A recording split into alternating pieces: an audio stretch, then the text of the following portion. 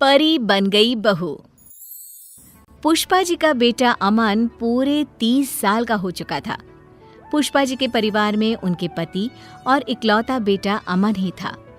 पुष्पा जी अपने बेटे अमन की जल्दी से शादी करवाना चाहती थी, लेकिन अमन था कि उसे कोई लड़की पसंद ही नहीं आ रही थी, क्योंकि अमन जो नौकरी करता था उसमें उसे बहुत ज्यादा तनख्वाह नहीं मिलती थी। एक दिन सुबह के वक्त अमन के पिता कहते हैं, अरे अमन बेटा, तुम जल्दी कोई नौकरी बदल लो। इतनी कम तनख्वाह में तो तुम्हारे लिए लड़की ढूंढना बहुत मुश्किल होता जा रहा है। पापा आप तो जानते हैं ना मैं कितनी कोशिश कर रहा हूँ, लेकिन इस वक्त तो लोगों को नई नौकरी मिलना तो दूर, पुरानी नौकरी बचाना भी मुश्किल पड़ रहा है।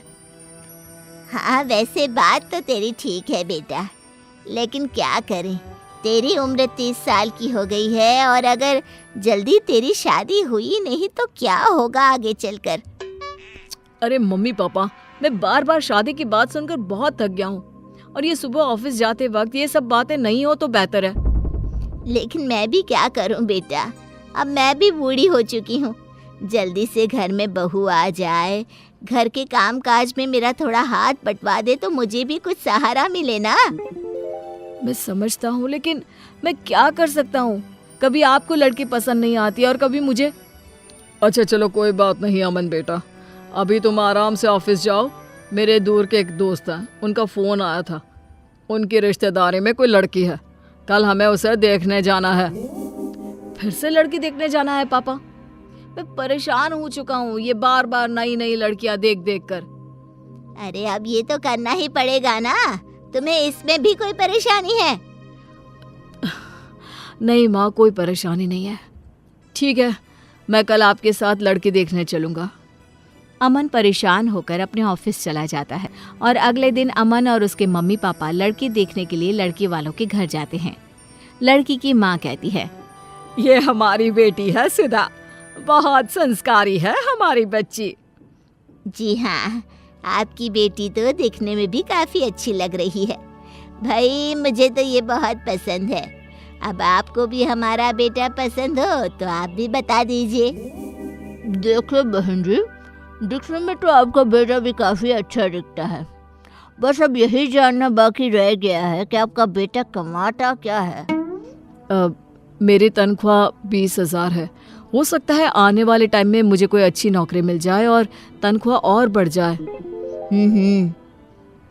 जी हाँ, मेरा बेटा पूरी कोशिश कर रहा है और बहुत जल्दी उसको अच्छी नौकरी भी मिल जाएगी। लेकिन इस बात की कोई गारंटी थोड़ी ना है, शादी के बाद भी अगर आपके बेटे को अच्छी नौकरी नहीं मिली तो। हाँ जी, आप बिल्कुल ठीक कह रहे हैं। और वैसे भी 20,000 में आजकल होता ही क्या है। माफ कीजिएगा भाई साहब, हमें ये रिश्ता मंजूर नहीं। देखा माँ, मैंने आपसे पहले ही कहा था, जहाँ आपको लड़की पसंद आ जाती है वहाँ पर मेरी कम तनख्वाह के चलते कोई शादी करने को तैयार नहीं होता। ये सारी बातें हम घर चलकर भी तो कर सकते हैं। अमन, गुस्सा करने का कोई फायदा नहीं। अमन अपने परिवार के साथ वापस घर लौट आता है। कुछ दिनों के बाद पुष्पा जी एक नया रिश्ता लेकर अमन के पास जाती हैं। अमन बेटा, देखो मेरी सहेली की बेटी है, इसका रिश्ता आया है तुम्हारे लिए।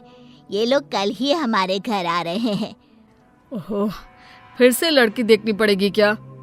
एक आखिरी बार, और मुझे लग रहा है कि इस बार तुम्हारा रिश्ता जरूर हो जाएगा। अगले दिन पुष्पा जी की सहेली अपनी बेटी को लेकर उनके घर आती है और दोनों परिवारों में आपस में बातचीत होती है।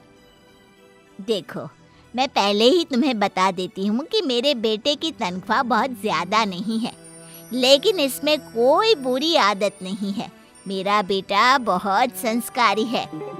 अरे बहन जी, क्या फर्क पड़ता है अगर आपका बेटा 20,000 रुपए कमाता है। लड़का भाई अच्छा होना चाहिए, पैसों का क्या है, वो तो बाद में भी कमा लेगा।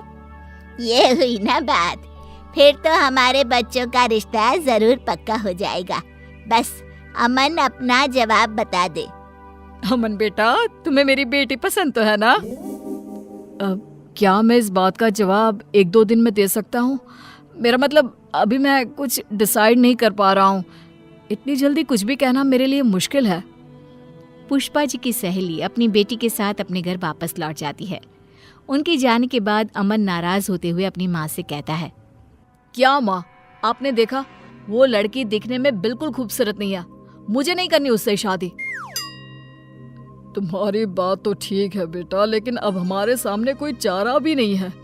उस लड़की को तुम्हारी कम तनख्वाह से कोई फर्क नहीं पड़ता।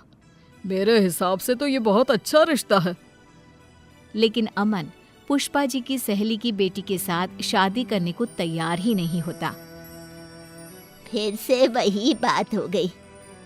कभी लड़की सुंदर नहीं मिलती, और अगर लड़की सुंदर मिलती है तो तुम्हारी तनख्वाह की वजह से रिश्ता नहीं हो पाता।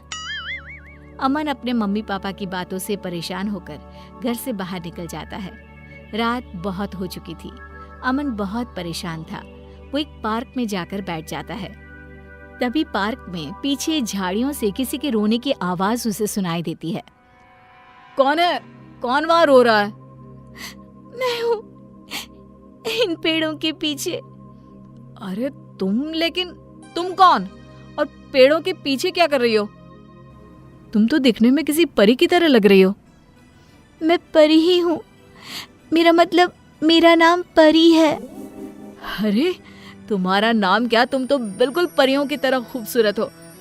लेकिन तुम इस तरह रो क्यों रही हो? और इतनी रात को पार्क में अकेले क्यों बैठी हो? मेरा इस दुनिया में कोई नहीं है, मैं एकदम अकेली हूँ। मेरे माँ बाप दोनों का निधन हो चुका है। कुछ गलत लोगों ने मेरा पीछा करने की कोशिश की तो मैं यहाँ आकर छुप गई। अरे लेकिन तुम यहाँ कब तक छुपी रहोगी? तुम यहाँ पर सेफ नहीं हो।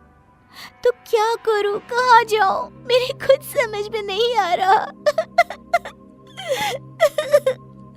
अरे रो मत, एक काम करो, तुम मेरे साथ मेरे घर चलो, वहां पर तुम सुरक्षित रहोगी।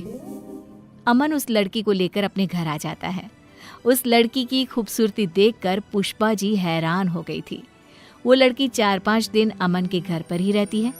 उस लड़की का व्यवहार देखकर अमन के पिता भी बहुत खुश थे और इसीलिए एक दिन सुबह के वक्त, देखो बेटी, मैं ये तो नहीं जानता कि तुम कौन हो, लेकिन मैं तुम्हें अपने घर की बहू बनाना चाहता हूँ।